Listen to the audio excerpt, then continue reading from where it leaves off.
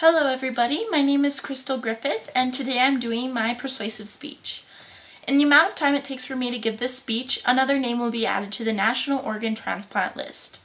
I never thought how important becoming an organ donor was until I was in the 6th grade and a boy in my class had passed away due to a fatal accident. But at a young age he had told his mom that he wanted to become an organ donator, and when he passed away she supported his decision to do so. Later she came to me with a book, and it was from the people who had received his organs, and it was telling which organs they received and kind of their stories about why they needed those organs and things like that. And this was something that really helped her through the death of her son, just knowing how many lives he saved.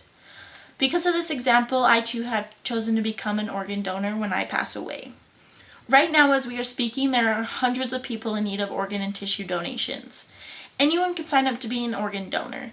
Transplant professionals evaluate the conditions of the organs and tissues to determine if they are usable. Today I want to persuade my audience to help those in need and become tissue and organ donors. First, there is somebody always in need of a tissue and organ donation. Second, the benefits that becoming an organ donor has for those in need. And last, how to become an organ donor to help save a life. There's somebody who is always going to be in need of an organ or tissue donation. Help save a life and become an organ donor. People all over the world are in need of organ or tissue transplants.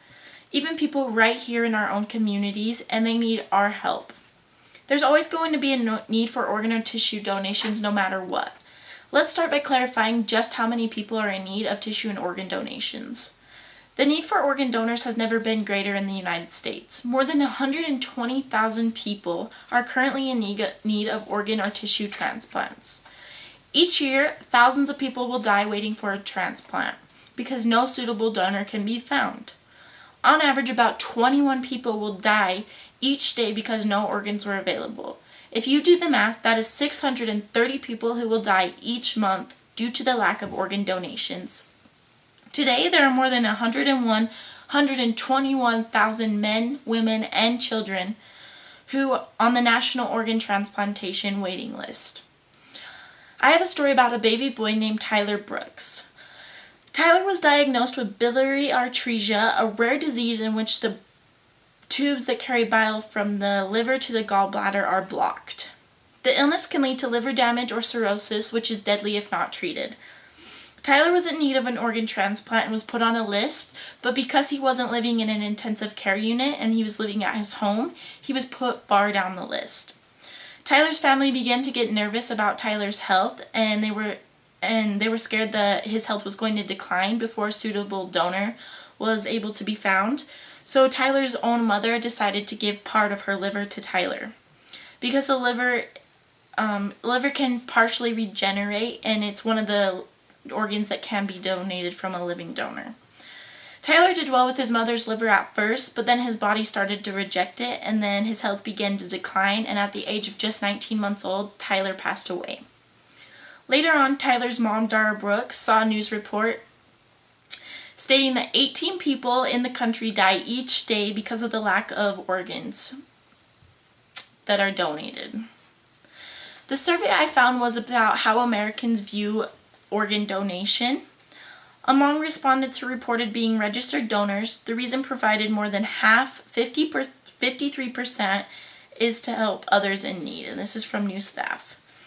43% of people are undecided, reluctant, or do not wish to have their organs donated at all. The most common reasons were because they weren't sure they were acceptable donors, that was 19% of people. They haven't decided, 15%, and 8% were they just wanted to keep their organs and be buried with them whole. Now that you know a little more about tissue and organ donations and how many people are in need of donations, I will discuss with you how you can help save a life or potentially give someone a second chance at life. Many organizations are being set up online to raise awareness for tissue or organ donations. Many people aren't aware of these online organizations or just don't have access to internet.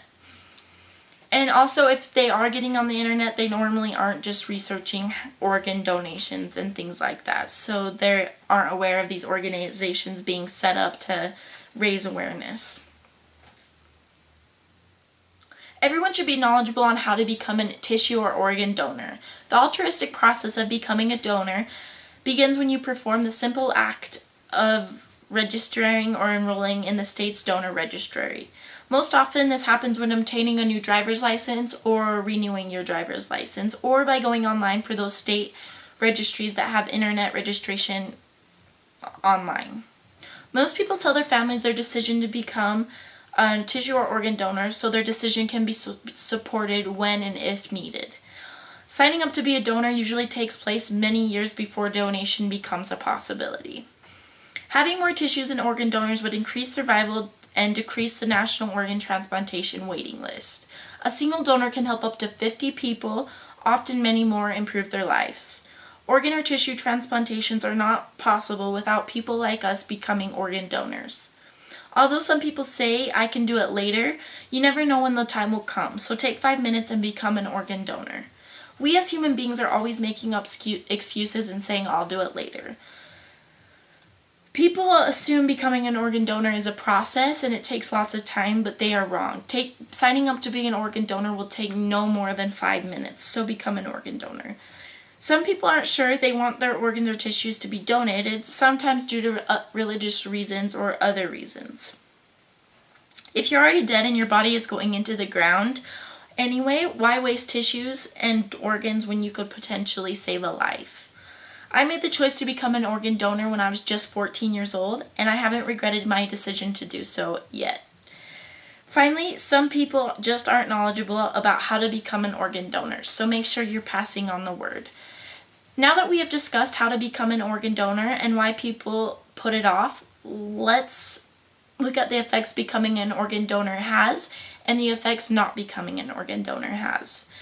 Imagine far into the future, or even right now, that yourself or maybe your children are lying on their deathbed and need an organ donation. The only hope for survival at this point is some generous donor or person has signed over their organs for you to have received. Imagine the fear you would have if you or your children or family members were on their deathbed. Imagine losing one of those family members while having to wait for a donation that may never come due to the shortage in tissue and organ donors. Now imagine being in the same situation, only this time you have comfort knowing that many people now sign up to become organ donors. You're still in fear of their life, but you're confident some donation will come through. All your fear you have will start to fade away due to your confidence. And last, a donation has come through for your family member lying on their deathbed, and their chances for survival have peaked. The two scenarios show the effects organ donation can have on a family. My hope is that you will all become organ donors if you haven't already. There's always going to be a need for organ donation, so let's change the death rate from 632 people passing away because no organs were available to 0 people dying due to lack of no organs. Today my hope was to persuade you to become organ donors if you haven't already. First, I explained how many people are in need of organ donors.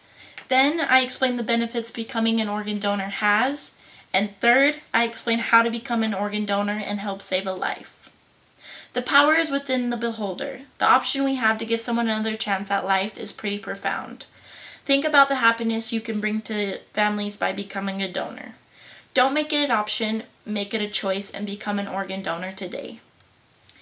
So with that being said, I hope you choose to give the gift of life and give someone a second chance at life who is desperately in need.